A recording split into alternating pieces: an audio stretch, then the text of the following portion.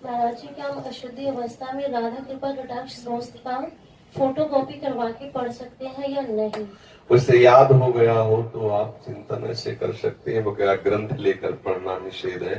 तो 3 दिन अपवित्र दशा में भगवत चिंतन कर सकती है, जो पाठ याद है उसको सुमिरन कर सकती है। माला लेना, ठाकुर सेवा करना, रसोई बनाना, ग्रंथ पढ़ना, ये गृहस्थ धर्म में जो माता बहनें 3 दिन अपवित्र रहती हैं नहीं करना चाहिए। ऐसी शास्त्र मर्यादा है। फिर जैसा ठाकुर जी प्रेरित करें, शास्त्र मर्यादा है, ऐसा नहीं करना चाहिए।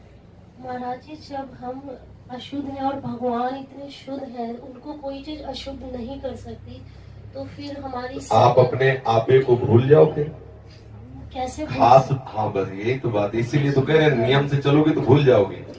नियम से चलोगी, बनाई हुई मर्यादा से चलोगी तो शरीर भान भूल जाओगी। और नियम अगर विपरीत दशा में चला गया तो शरीर भाव पुष्ट होता चला जाएगा। ये खास बात है। आप एक पत्नी व्रत ले, आप धर्म से चले तो आपको वैराग्य हो जाएगा, आपकी वासना नष्ट हो जाएगी। दवा अगर नियम से खाओगे ना, रोग नष्ट हो जाएगा। और आप व्यभिचार करें, चाहे जितना करते चले जाए, आपकी वासना बढ़ती चली जाएगी, आपकी गंदगी बढ़ती चली जाएगी। ये नियम है वही चेष्टा। लेकिन एक पत्नी व्रत ले, धर्म पूर्वक चले तो आपको वैराग्य हो जाएगा। कितने ऐसे गृहस्थ हैं जो वैरागी हैं, पति पत्नी दोनों घर में रहते हुए भी ब्रह्मचर्य हैं। और कितने ऐसे कि देखो, बोले कितने साल, बोले 90 साल के। तो बोले क्या पूरा जीवन हो गया, खाक बटोरते हैं कहां, वहीं के वहीं खड़े। सब सुलझने की बात है। तो इसलिए हम पहले शास्त्र आज्ञा पालन करें तो परम पवित्र प्रभु हैं और हम उनके परम पवित्र अंश हैं, ये बात समझ में आ जाएगी। और जो शरीर अपवित्र है उससे हमारा राग खत्म हो जाएगा। अभी शरीर अपवित्र है, शरीर अपवित्र है तो हमारा भाव भी अपवित्र है, क्योंकि हम शरीर से युक्त हैं। आप कभी ये मानती हो कि मेरा शरीर अपवित्र हुआ? मैं नहीं। उस समय यही रहता है कि मैं अपवित्र हूं, रहता है ना। मैं जैसे हम शौचालय से निकले तो हम ये नहीं मानेंगे कि मैं आत्मस्वरूप हूं, मेरा शरीर अपवित्र है लेकिन मैं पवित्र हूं। अगर शरीर का स्मरण आ रहा है तो अभी आप शरीर भाव में हैं। और जिन महापुरुषों को छूट गए पड़े रहते हैं अवधूत स्थिति में, भगवान उनके साथ खेलते रहते हैं। उस स्थिति तक पहुंचने के लिए हमें तर्क छोड़कर शास्त्र आज्ञा पालन करना पड़ेगा। शास्त्र की कृपा से, गुरु आज्ञा की कृपा से वो स्थिति आ जाती है। जब शरीर भाव से हम ऊपर उठ गए फिर क्या है, फिर तो कोई परेशानी नहीं। चाहे लघु शंका की पड़े हो, चाहे शौच के पड़े हो, शरीर अपवित्र है लेकिन वो परम पवित्र प्रभु में रमण कर रहा है। अभी हमारी दशा ऐसी नहीं है। हमारा शरीर हमें मय करके दिखाई दे रहा है, नहीं दिखाई दे रहा। शरीर की भूख मेरी भूख, शरीर की मांग मेरी मांग, शरीर का कष्ट मेरा कष्ट आ रहा है ना। बस इस राग से छूटने के लिए शरीर को सिद्धांत में बांध दो। तस्मात् शास्त्रम प्रमाणम, कार्या कार्यो, क्या करना है क्या नहीं करना, इस शास्त्र के अनुसार चलो तो शरीर का राग खत्म हो जाएगा। इसका परिणाम होगा शरीर से राग खत्म हो जाएगा। आप पवित्र रहिए तो आपको शरीर से वैराग्य हो जाएगा।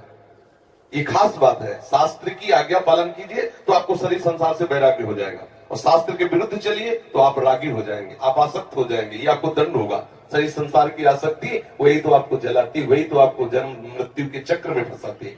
समझ गए बच्चा? जब हम भगवान के लिए प्रसाद नहीं बना सकते, उनको भोग नहीं पवा सकते बच्चा, इसीलिए इस शरीर से घृणा करनी है। धिक्कार है ऐसे शरीर को जो प्रिया प्रीतम से बिलक करता है, तभी तो शरीर से राग खत्म होगा। ये अपवित्र शरीर जो हमें प्रभु के सेवा से छुटवा दे, ऐसे शरीर से क्या राग करना। धीरे धीरे शरीर के प्रति हे भाव हो जाए। जन्म मृत्यु जरा व्याधि दुख दोषानुदर्शनम, भगवान ने गीता जी में कहा, शरीर के प्रति हे भाव होने लगता है। क्या मलमूत्र का भांड है, छोड़ो इससे राग। धीरे धीरे धीरे वो अपने स्वरूप में स्थित हो जाए। अभी इतना ममत्व है शरीर में, कोई ऐसे छूले तो एकदम ऐसा नहीं होता। तुमने हमें ऐसा कितना अपना मय पद है। अगर हम ठीक सिद्धांत से चलेंगे तो हम बहुत जल्दी लाभ प्राप्त कर लेंगे।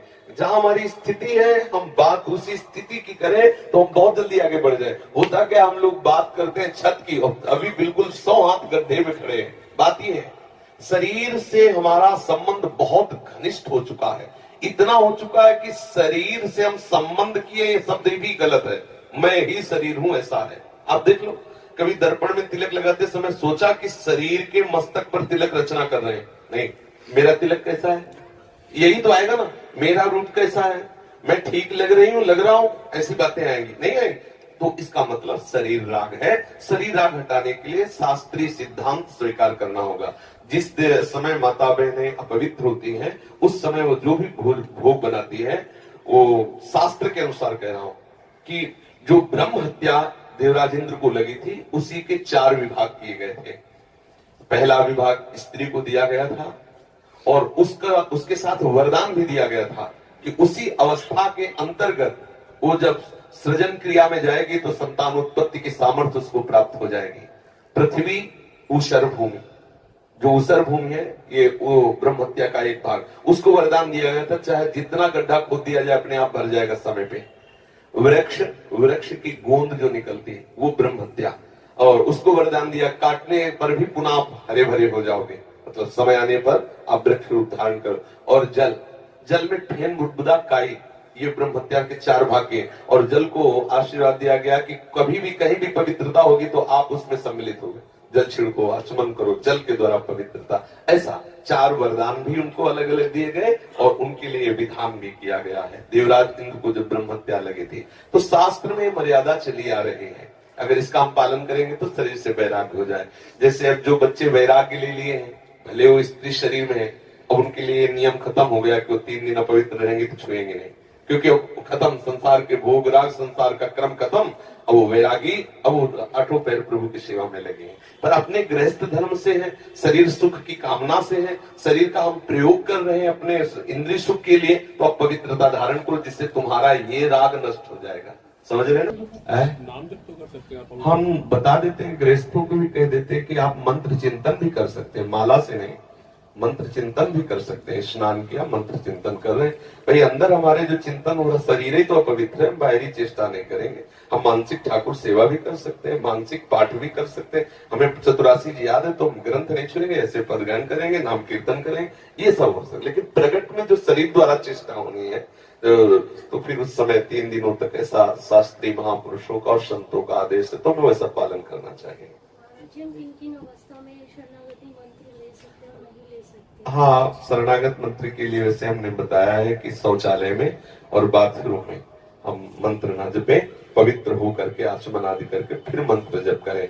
और जैसे हम अपवित्र दशा में जैसे ट्रेन आदि में यात्रा करते हैं, सोच गए उन्हीं कपड़ों से, उन्हीं पास फिर नाम जप करें, मंत्र जप न करें। मंत्र में थोड़ी पवित्रता की आवश्यकता है, नाम जप करें, जब हम पवित्र हो तब मंत्र जप करें। और अगर आप पवित्र हैं तो हर समय फिर जप सकते हैं, केवल शौचालय और लक्षण का छोड़कर। दिनचर्या में अपने जैसे रसोई पकाते हुए घर के काम, बिल्कुल मंत्र जप सकते हैं। मानसिक हाँ, चलते फिरते बिल्कुल कर सकते हैं, बिल्कुल कर सकते हैं।